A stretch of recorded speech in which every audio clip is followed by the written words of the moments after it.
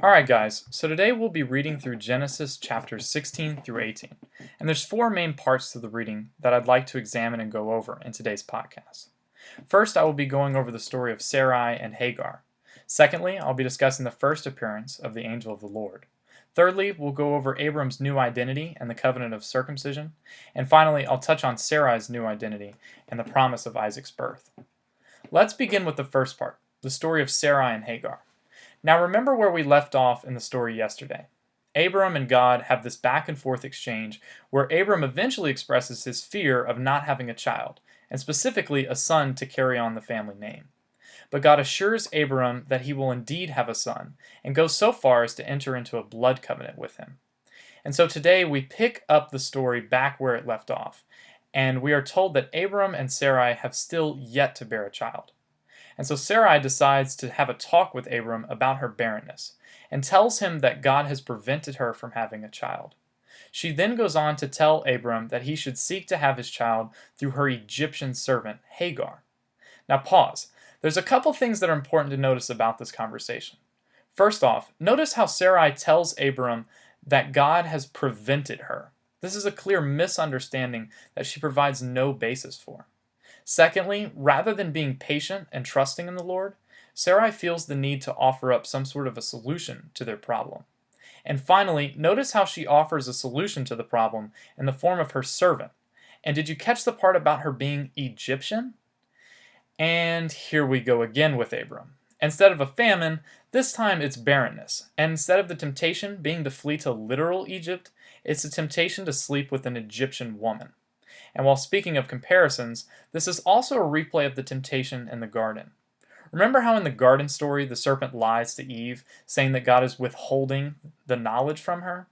Well, in this story, it is Sarai lying to Abram, and she says that God is withholding a child from him.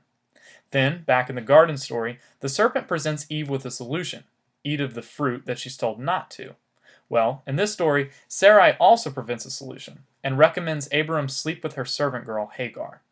As you can see, both temptations are very similar, and in many ways, identical. Okay, but back to the story. Abram is once again faced with a decision. He can continue on in faith that the Lord will hold true to his covenant and provide him with a son, or he can divert from faith and seek to obtain a child by his own means apart from God. And at this point, you would think Abram would have learned from the last time he was presented with this kind of a decision. But unfortunately, he listens to his wife, sleeps with her Egyptian servant, and gets her pregnant. This then causes division between Sarai and Hagar, which is no surprise. Talk about an awkward situation. But there's hope, because God sends a special angel to bring peace to the situation. This leads me into the second part I want to address, and it's the first appearance of the angel of the Lord. Okay, so back to the story. Hagar gets super upset and can't take it anymore.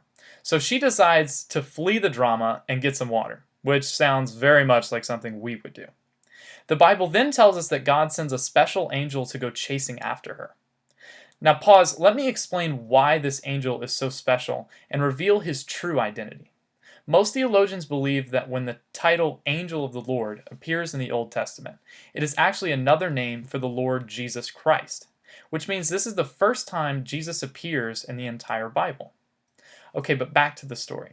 Jesus without flesh, aka the angel of the Lord, then meets Hagar at a well, which, by the way, is a foreshadowing of Jesus with human flesh meeting the Samaritan woman at the well later on in the Gospels. There are also a couple themes here that I want to point out. First, we see the theme of humanity fleeing and God chasing, taking the form of Hagar and the angel. Secondly, we see the theme of Jesus as a mediator, which echoes his true identity as a mediator between God and all of humanity. Okay, so Jesus, aka the Spirit of the Lord, then tells Hagar to return to Sarai and submit to her authority. And on top of that, he tells her that the child she is carrying will be a boy, who she should name Ishmael, and that her offspring will be greatly multiplied. But what I find most interesting about this conversation is Hagar's response. She declares God to be a God of seeing, and that she has seen him who looks after her. This is a beautiful description of our God that I hope you will take some time to meditate on. All too often, the enemy seeks to get us to believe that our Father is not looking out for us and doesn't have our best interests in mind. But that could not be any further from the truth, and it's beautiful to see Hagar come to this realization in the story. Anyway, Hagar returns home and bears a child and names him Ishmael like the angel told her to. Okay, so now let's examine the story of Abram's new identity and the covenant of circumcision God establishes with him. So the story picks back up 13 years later. That's a long time not to hear from the Lord, by the way. And God reappears to Abram and tells him that he should no longer be called Abram, which means exalted father. And instead, he should now be called Abraham, which means father of the multitude. This exchange sets the stage for one of the largest themes in all the Bible: names.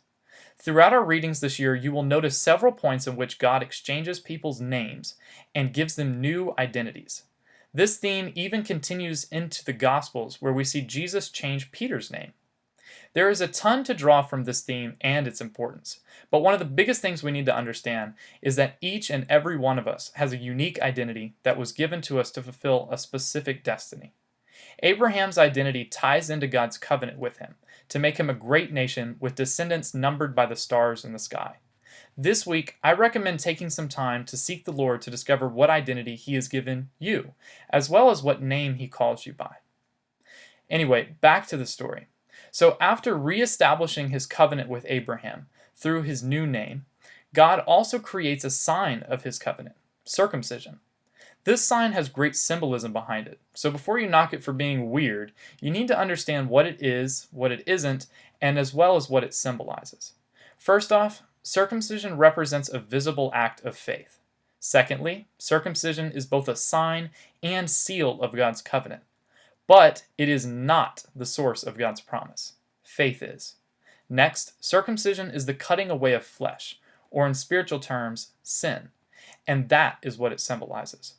Fourthly, circumcision of the flesh without the cleansing of the heart is worthless, according to Moses in Deuteronomy 10:16. And finally, Paul equates circumcision to an Old Testament version of baptism. So hopefully that gives a better understanding for what circumcision is, isn't, as well as its purpose. But let's get back to the story. So God asked Abraham to circumcise every male from now onward, and to those who are uncircumcised, he says that they will be cast away.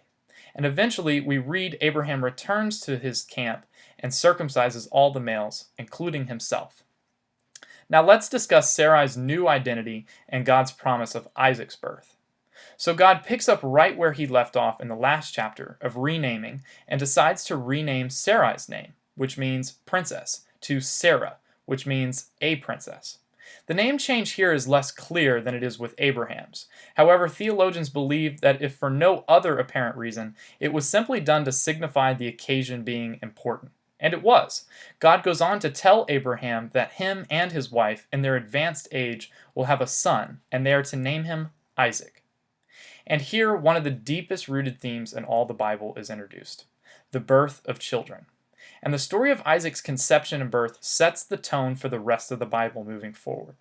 Notice how much time is being spent around Isaac's birth and conception, and how elaborate of a process this has become. But do you see what is occurring? Abraham and his wife Sarah are unable to produce life, and need God if they are ever going to have a child. God is choosing to start a generation the number of the stars, with two people who can't even have a child of their own. God introduces a ton of themes by doing this, so let's go over a few. The first is choosing the unlikely and or broken to fulfill his plans. This is a major theme that Jesus would later take to the extreme by saying that the greatest amongst us are the least. The second theme introduced is the theme of bringing something out of nothing.